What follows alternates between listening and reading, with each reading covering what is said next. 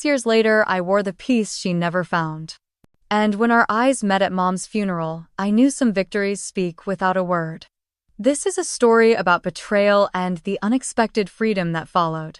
The sky hung low over Brookline that morning, its gray clouds heavy with rain and silence. Elena Carver stood by her mother's casket, hands clasped tightly in front of her, the soft black fabric of her dress absorbing the chill of the funeral home. She was 38 now, but in this room, in this moment, she felt like a little girl again, waiting for her mother's reassuring voice to guide her through another storm. Mourning, she had discovered, was not a tidal wave, but a series of slow, quiet floods. It was in the way she adjusted her mother's favorite brooch on the lapel of the casket cover. It was in the muted clink of porcelain as guests took sips of lukewarm coffee. And it was especially in the ache that deepened with each passing second, because she knew who would walk through the door next. She hadn't seen Lauren in 6 years. Nor Derek. Not since the day their betrayal shattered everything. But funerals like blood had a way of summoning family, even those who tore themselves out of your life like jagged glass.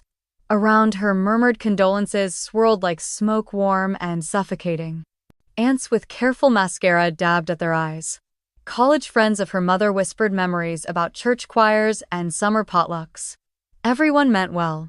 But no one knew the weight of the moment that loomed. The door creaked open. A wave of whispers rippled through the room, soft as wind but sharp as blades. Elena turned her gaze slowly, deliberately, and there they were. Lauren moved with that effortless confidence she had always practiced, heels clicking softly against the linoleum, dark coat tailored to perfection, and her arm looped through Derek's. He looked older, still handsome in the tailored way of a man who clung to appearances, but the years had taken something from him. Perhaps it was the arrogance in his eyes, diluted now, uncertain. But it was Lauren who drew Elena's attention, not because of the couture or the perfectly pinned hair. It was the ring. The diamond. 5 carats. Oval cut. Set in platinum. The same ring Elena once wore. It caught the light like a cruel joke, refracting fragments of a past that had once promised forever. She inhaled slowly, keeping her composure. The storm she had feared didn't come. No rage. No panic. Just a strange, surprising calm. They hadn't seen her yet. Elena turned away, facing the casket again. Her mother's photo smiled softly beside the flowers. Margaret Carver, warm, elegant, unyielding in love. She had been the only reason Elena returned to Boston. The only one who could still tether her to this city of ghosts. Elena, a voice murmured behind her. She turned. Her father stood close, frailer now. His grip on the cane unsteady. His eyes, once so commanding, seemed hollow. She would have wanted peace, he whispered, nodding toward the approaching figures. Elena offered a small smile. I'm not here for war. She meant it. Her anger had been spent long ago in tear-soaked nights and therapy sessions, in the slow, aching rebirth of a life she rebuilt with no roadmap. What remained now wasn't vengeance. It was resilience. As Lauren and Derek reached the front, Derek hesitated.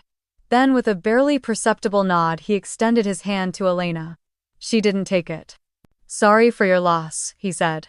Elena's voice was level. Thank you. Lauren stepped forward. Her smile was thin, studied. Elena, you look well. Elena met her gaze, calm. So do you. A beat of silence stretched between them, thick with unspoken history. Lauren gestured toward the photo. She looks so peaceful. She was, Elena said. A pause, an awkward shuffle. Before Lauren could reply, a hand touched the small of Elena's back. She turned, and there he was. Lucas Foster. Slate gray suit. Quiet strength. He stood beside her like a fortress of warmth, his presence subtle, yet grounding. The man who had held her in the dark, who knew how to steady her breath when grief or memory took hold. His expression was gentle as he nodded to her father, then to Derek and Lauren. Lauren's brows twitched. Elena, she said, slowly, you're married. Elena held Lucas's hand. Yes. Derek's face paled. Lucas extended his hand, polite. Lucas Foster. I don't believe we've met. Derek took it with hesitation, eyes narrowing slightly. Derek Ralston. A pause. Lucas tilted his head just slightly. Ah. From Venture Corps, Derek stiffened. Formerly. Something shifted in Lauren's expression. But Elena said nothing. She watched the realization bloom behind Derek's eyes. Lucas Foster, the man whose investment firm had backed the startup that crushed Derek's company 7 years ago. The man whose judgment had tipped the scale, whose strategic foresight had outplayed Derek's pride. And now he was Elena's husband. She didn't gloat, didn't smirk. Just turned back to the casket, resting a hand gently on the wood. "I believe the service is about to begin," she said softly. Behind her the whispers started again. But Elena no longer heard them. She was already somewhere else, in the quiet place her mother taught her to find in moments like this. A place of dignity, of strength. Not the kind you wear like armor, but the kind you grow from surviving something that should have broken you. As the minister took the podium and the music began, Elena let her shoulders relax. The past had shown up dressed in diamonds and regret, but the future stood beside her in the form of a man who knew her scars and chose to stay. And in that moment, beneath the low-hanging clouds and the heavy grief, Elena felt something she hadn't in a long time. Peace. 6 years earlier, Boston in autumn had felt like the beginning of everything. Elena remembered the rust-colored leaves skittering across the pavement as she rushed between meetings, coffee clutched in one hand, tablet in the other. At 32, she was the youngest marketing director in her firm's history, respected, driven, always moving. Her friends called her a storm in heels. She took that as a compliment. She wasn't looking for love. Not really. Not when her calendar was packed with investor presentations, client pitches, and charity galas. Not when her phone buzzed every 5 minutes with deadlines and ideas. But life has a strange way of interrupting even the most carefully curated schedules. She met Derek Ralston at a tech summit hosted at the Charles River Convention Center. He was on stage delivering a keynote on ethical AI, his voice steady, smooth, measured like the hum of an engine just below the surface. His suit was perfectly tailored, his presence magnetic, and when he glanced into the crowd mid-sentence, Elena felt absurdly that he had looked right at her. They bumped into each other during the cocktail hour afterward. Literally. She spilled a splash of red wine on his cufflink. "Perfect," she muttered, flustered. "It's just fabric," he said, chuckling. "But if it buys me a conversation with you, totally worth it." That night they talked for hours. About tech, yes, but also art, travel, family. He told her about his startup, his background, how he'd built everything from scratch after leaving Wall Street. She told him about her mother's homemade lasagna and how she once pitched a full campaign with the flu and a 102-degree fever. He liked her laugh. She liked that he noticed her ideas before her lipstick. Within weeks they were inseparable. Morning coffee dates became weekend getaways. Elena, who used to check her email before brushing her teeth, started sleeping in on Sundays just to linger in bed with him. One evening Derek surprised her with a yacht rental on Boston Harbor. Just the two of them, stars above, champagne chilling on ice. As the boat drifted quietly under the city skyline, he got down on one knee. The ring sparkled like frost, 5 carats oval cut set in platinum. "Elena Carver," he said, voice steady, "despite the wind, you make me believe in better versions of myself. Will you marry me?" She said yes, without hesitation. The memories still played in her mind like a scene from a movie she once adored but no longer watched. When she called her mother with the news, Margaret cried tears of joy. "Oh, sweetheart, he sounds wonderful. I can't wait to meet him. You deserve this, every bit of it." And for a time it really did feel like she had it all. Derek was charming, attentive, generous. Her career soared. Her friends envied her Pinterest-perfect relationship. Her mother immediately began dreaming about venue flowers and guest lists. And then came Lauren. Elena hadn't initially seen her sister's presence as a warning sign. Quite the opposite. Lauren, 2 years younger, had a way of slipping into rooms with laughter and compliments. She offered to help with planning. She offered to help with vendors. "Let me take some of the pressure off you, Ellie," she'd say, calling Elena by the childhood nickname she once adored. At the engagement party held under strings of warm fairy lights in their parents' backyard, Lauren wore a soft lavender dress and a too-sweet smile. She arranged centerpieces. She poured wine. She told Derek he looked dangerously handsome in that suit, and she watched him. Elena saw it, those lingering glances, the subtle touch on his forearm, the way her laughter stretched just a beat too long at his jokes. But she told herself it was nothing. Because they were grown-ups now. Because Lauren had changed. Because they weren't two girls fighting over a borrowed blouse anymore. They were women. Sisters. Elena believed in that. So, when Margaret suggested Lauren be maid of honor, Elena didn't hesitate. "Are you sure?" her mother had asked gently. "You know how she gets when I want this to bring us closer," Elena said. "It'll be good for us." And maybe, just maybe, she meant it more than she realized. Maybe some part of her needed to believe that love could heal the old rivalries. That time had softened their edges. So she handed Lauren a bridesmaid's bouquet. She handed her the timeline. She handed her unknowingly the opportunity. And Lauren, with that same sweet smile, took it all. The first crack was barely visible. It came in the form of a missed dinner, nothing dramatic, just a polite text at 6-7 p.m. saying something about a last-minute investor call. "Rain check," Derek wrote, adding a smiley face. Elena had just finished curling her hair.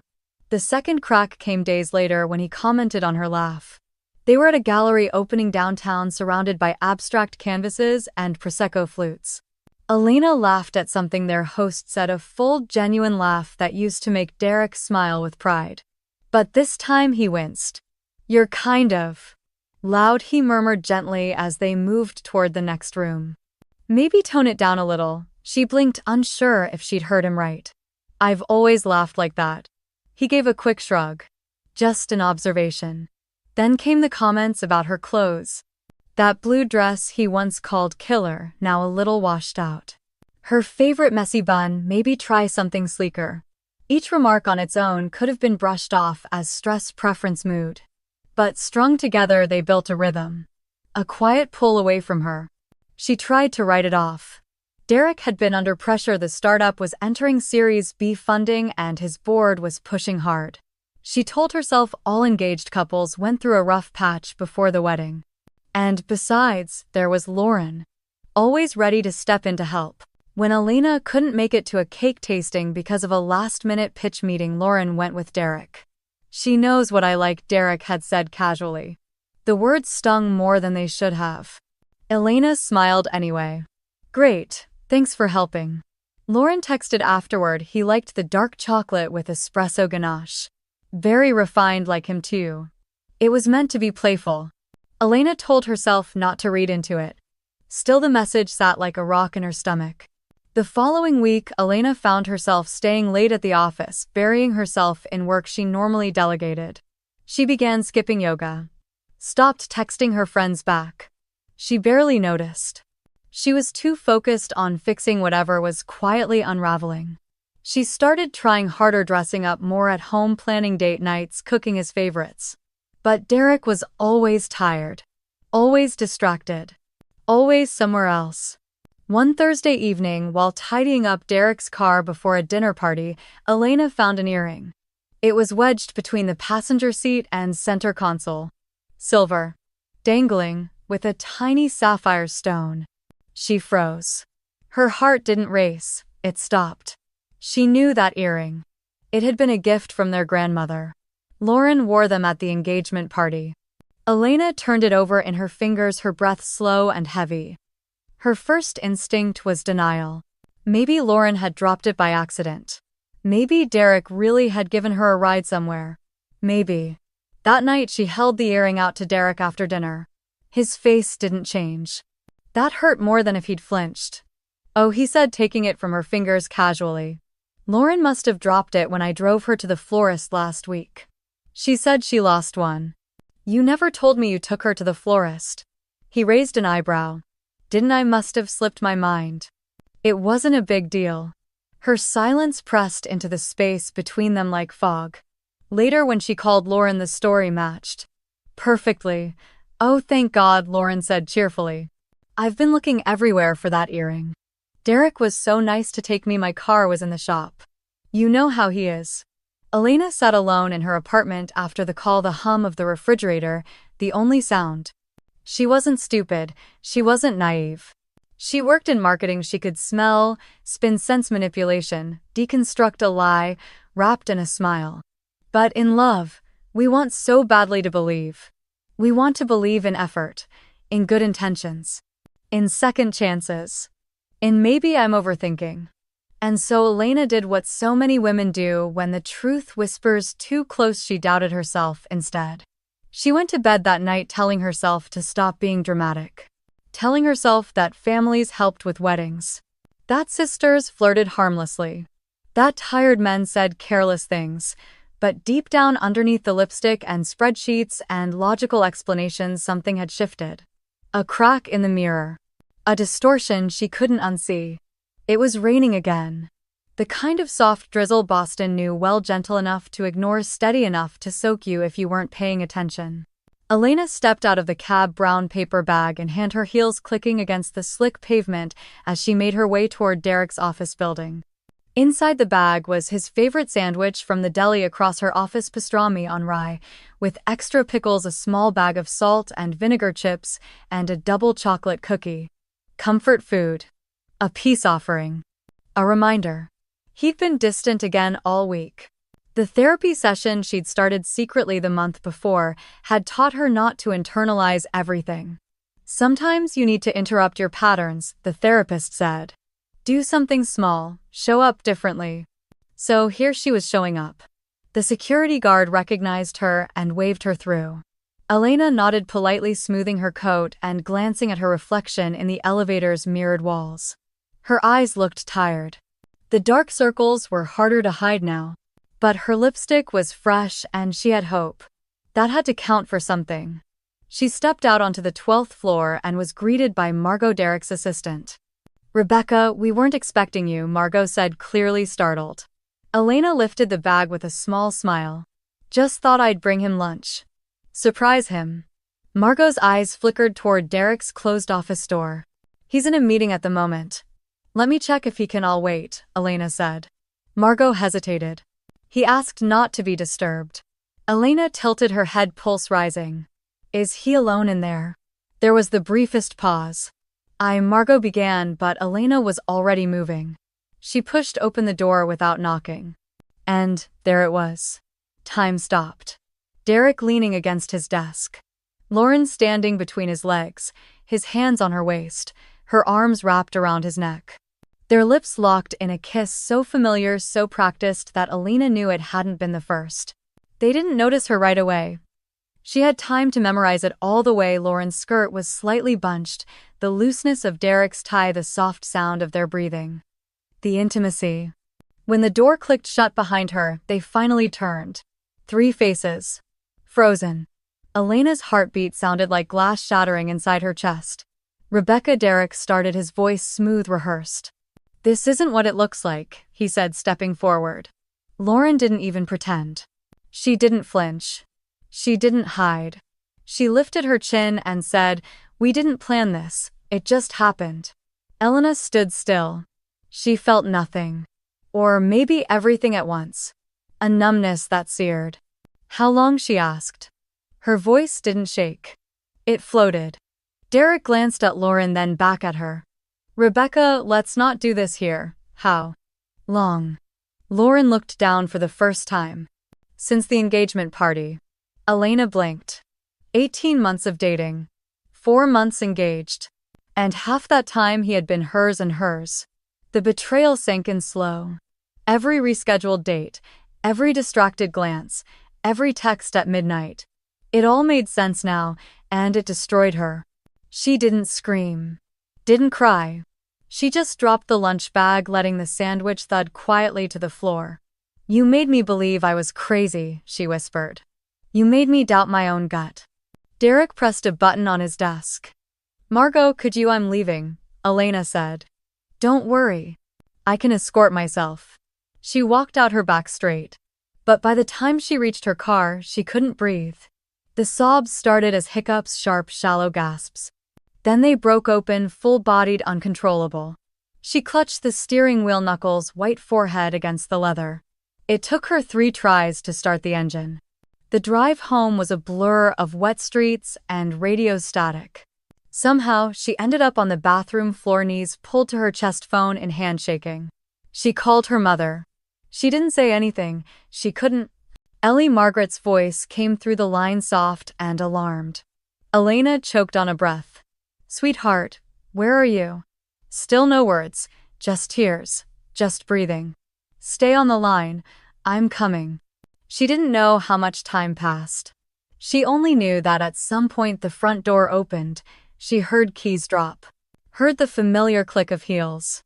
Then her mother's arms were around her. Oh, baby, Margaret whispered. Oh, sweetheart. Elena didn't speak.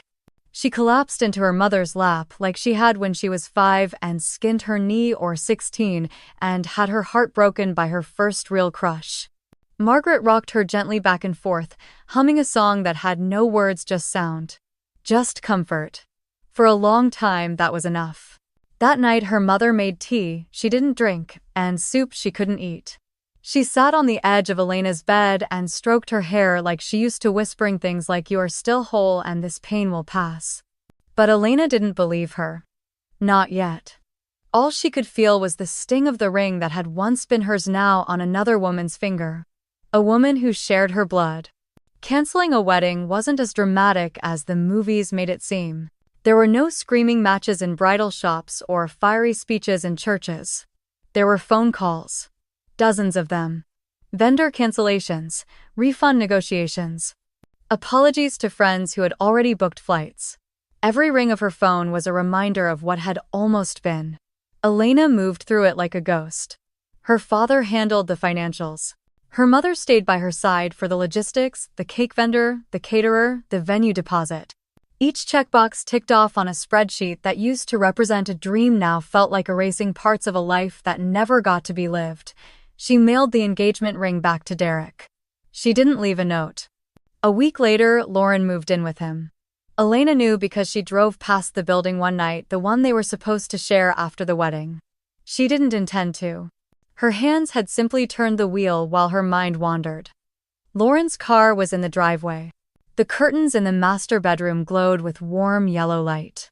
Elena parked a block away and cried until her throat burned. It was the beginning of a long descent. At first she told herself she was fine. She went back to work. She smiled through meetings, presented at marketing reviews, gave polite nods in the elevator. But the mask cracked quickly. She forgot deadlines. Missed an important call with a top-tier client. One day she burst into tears mid-presentation without knowing why. Her boss called her into his office. "Elena, you've always been one of our strongest players," he said gently. "But I think it's time to take a break." She didn't argue. She packed her desk the next morning. For weeks she barely left her apartment. Food spoiled in the fridge. Dishes piled up. She watched shows she didn't care about, let her phone buzz unanswered.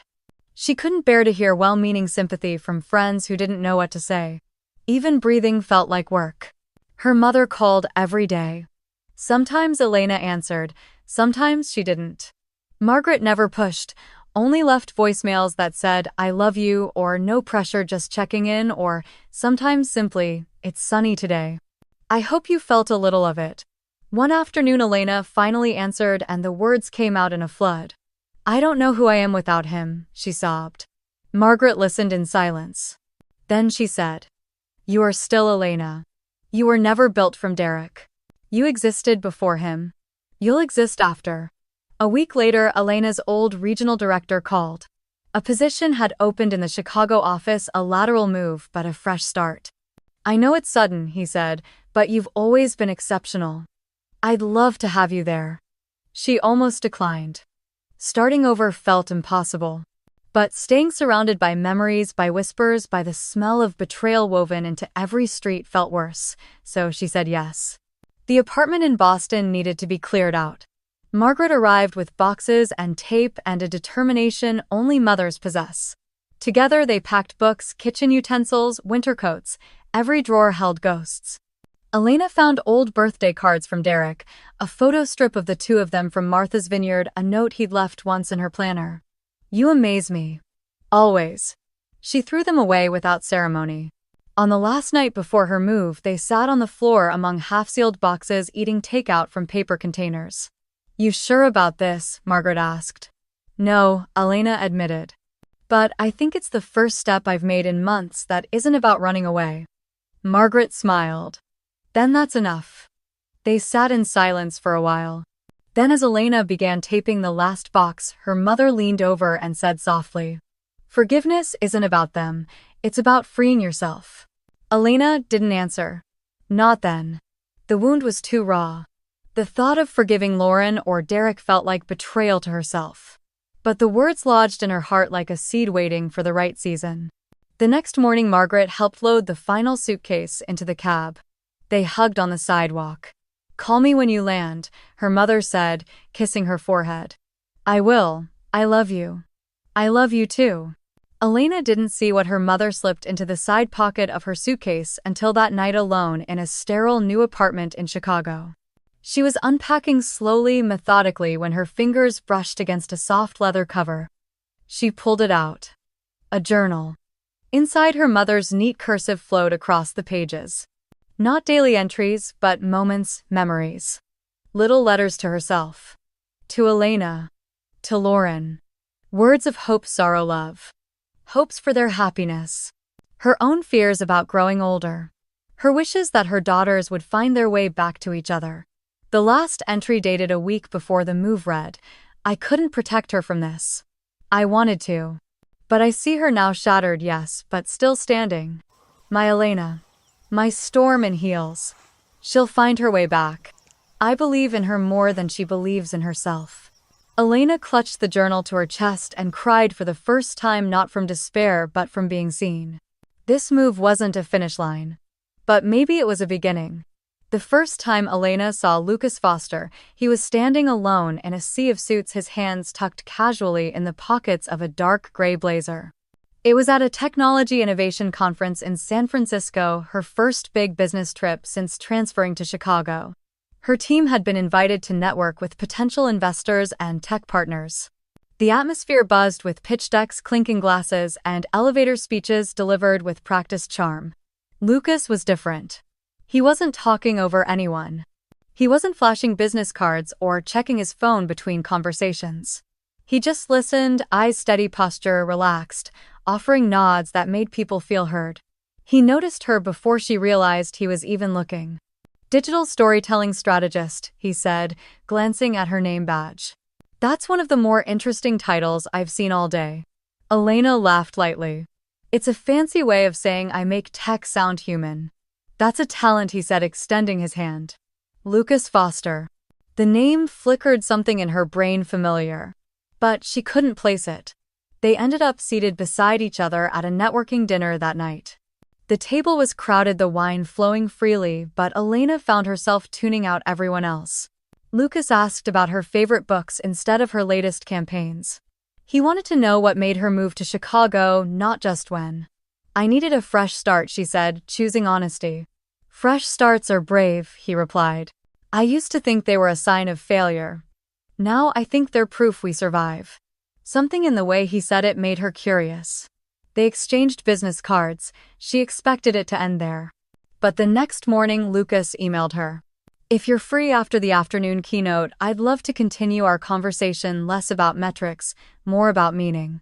They met for coffee in a quiet corner of the hotel lobby. She found herself smiling more than she had in months. It was effortless. Grounded. When she returned to Chicago, they kept in touch. A few work-related emails became more personal, book recommendations, recipes, photos of city views. There was no rush. No pressure. Just a slow unfolding. 3 weeks later, he flew to Chicago for a client meeting and asked if she'd like to have dinner. She almost said no.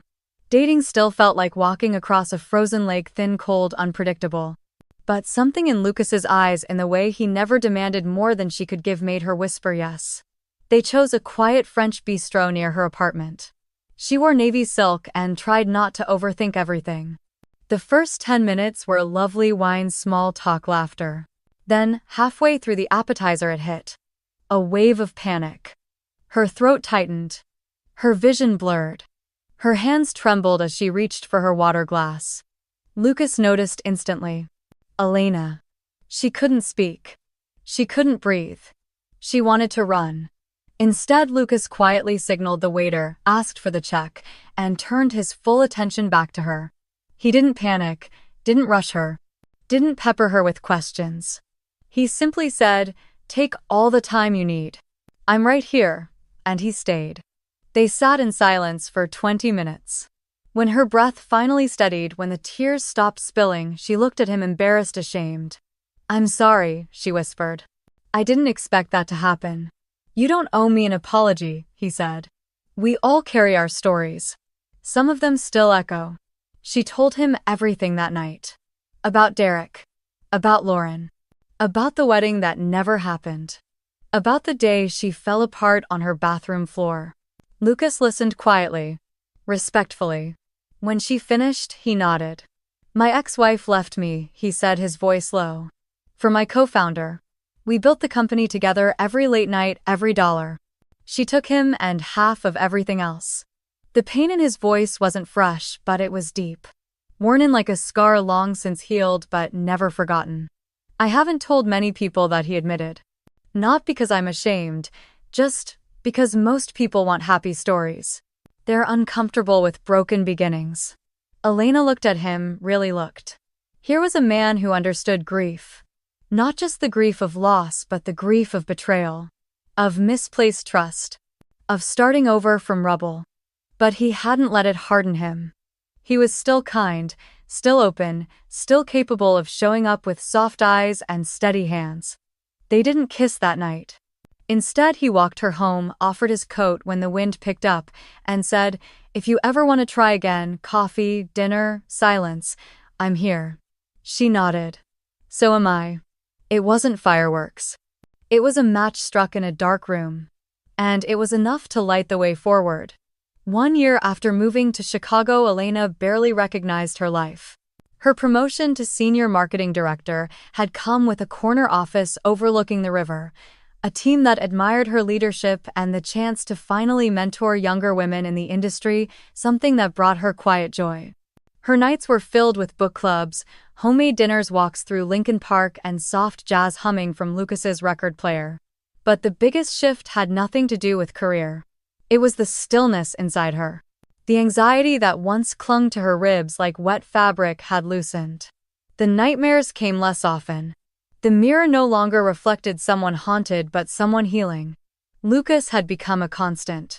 Not the kind that overwhelmed or demanded, but the kind that felt like a home. He never asked her to be someone else.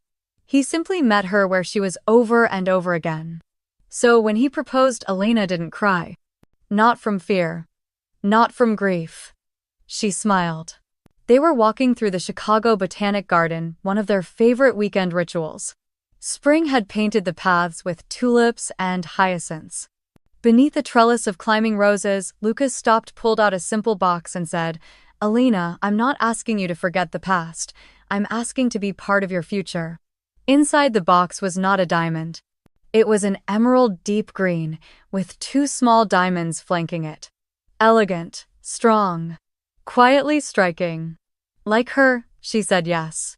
Not because she was trying to fix something broken, but because this time she was whole. They planned a small wedding, just 30 guests, no grand gestures, no society page announcements. Just the people who had walked with them through the storm. Her mother Margaret cried happy tears on the phone.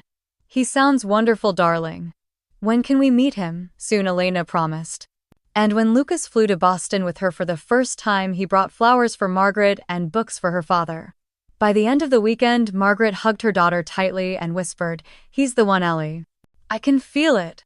As they finalized the guest list, Margaret gently broached a subject Elena had avoided. "Have you thought about inviting Lauren?" Elena looked up, startled. "Why?" "Because healing isn't always about what they deserve," Margaret said softly. "Sometimes it's about what we need to release. I don't want to see her." "I understand, but you don't have to see her to invite her." There was a long silence. Then Elena nodded. The invitation she sent wasn't flowery or forgiving. It was simple, neutral. An extension of grace, not reconciliation. Lauren's reply came via email. "Thank you for the invitation. Unfortunately, I'll be traveling for work that weekend. Congratulations on your engagement. Wishing you the best." No warmth. No apology, just distance. And for the first time, it didn't cut Elena open.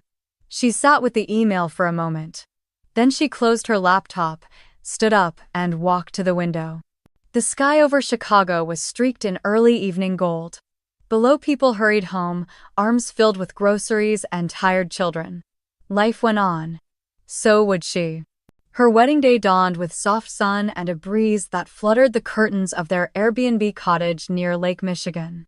The ceremony was held in the garden behind a restored historic inn. Lavender lined the aisle.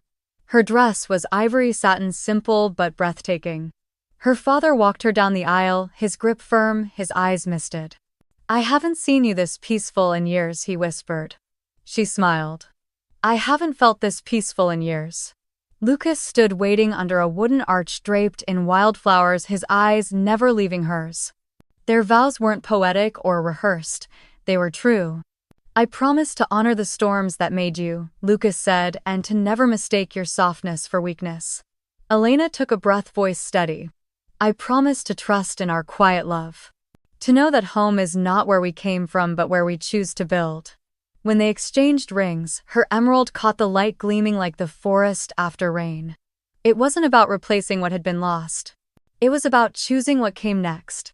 After the ceremony, her mother pulled her aside. "I know you didn't need her there," she said, "but I'm proud of you for inviting her."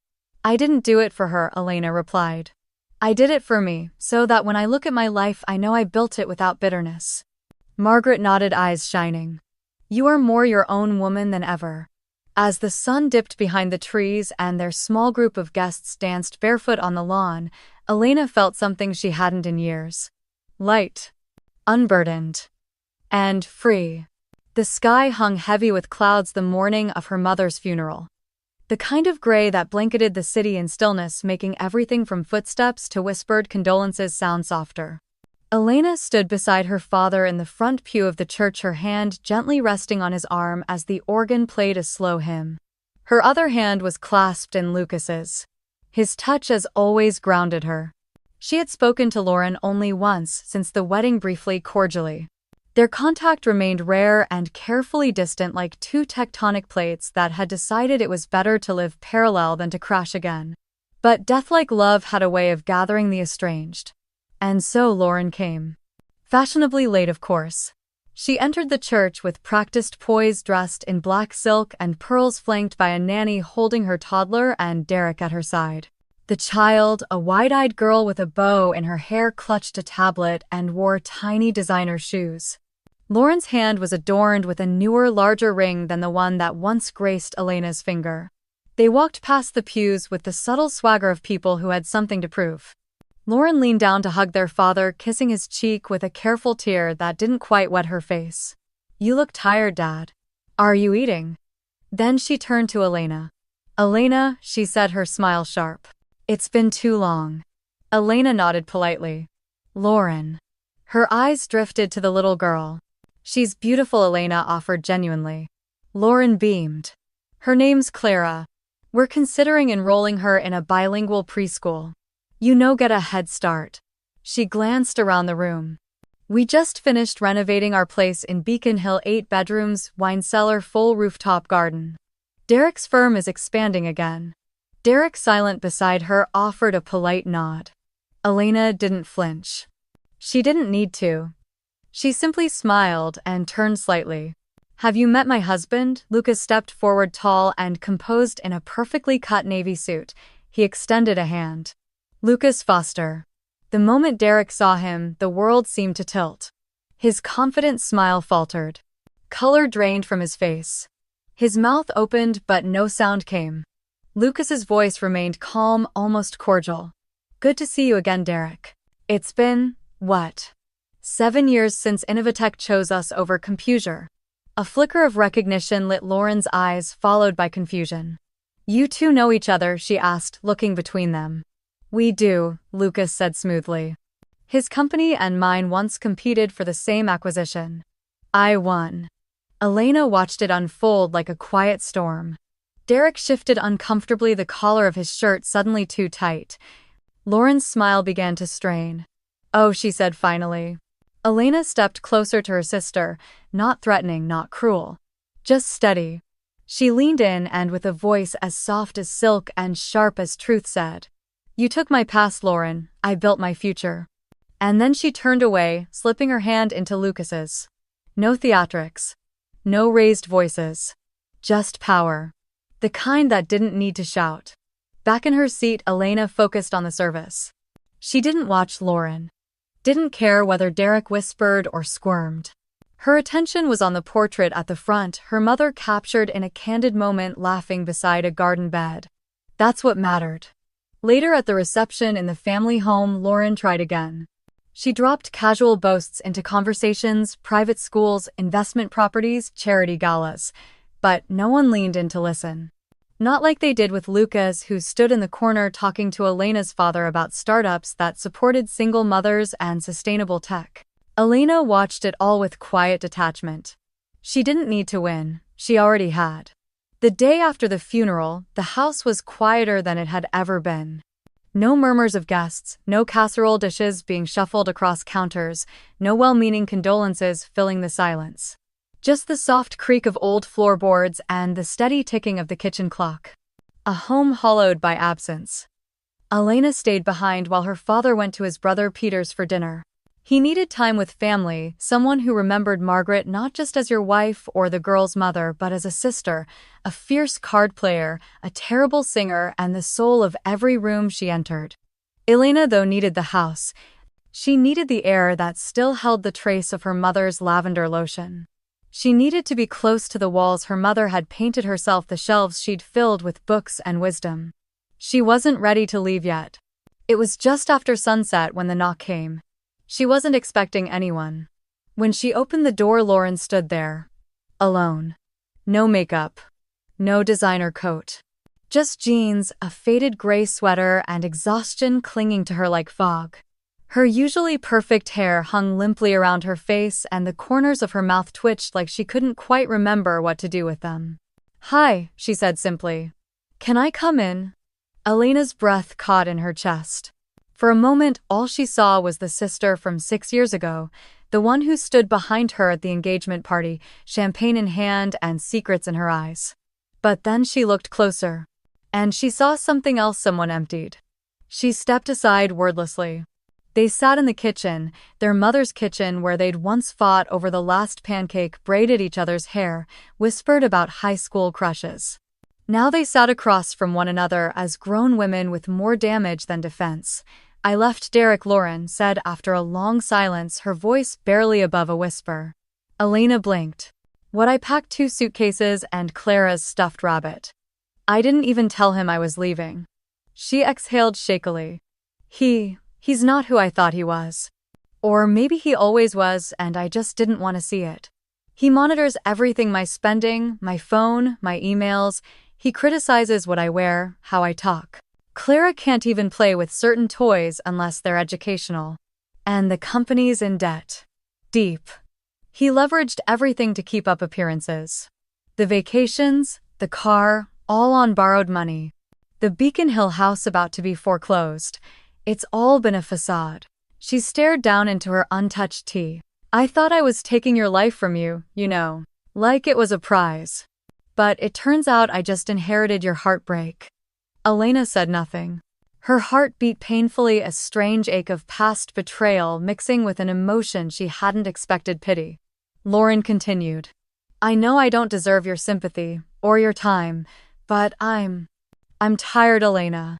And for the first time in years, I don't want to win. I just want to feel real again." Elena rose without a word and disappeared down the hall. When she returned, she placed something gently on the table. A worn leather journal. Lauren looked at it like it might bite her. "Mom's," Elena said. "She wrote in it for years. Letters, thoughts, prayers, recipes. Mostly about us." Lauren reached for it slowly. Her fingers trembled. She flipped it open and began reading aloud. "The 17th of April, Lauren said today that she would never want to be like Elena. But the way she watched her sister speak at the school panel told me otherwise." Her voice cracked. She flipped a few pages. The 3rd of December, I dream of a day when the girls sit side by side not as rivals but as women who've survived this world together. That will be my greatest joy.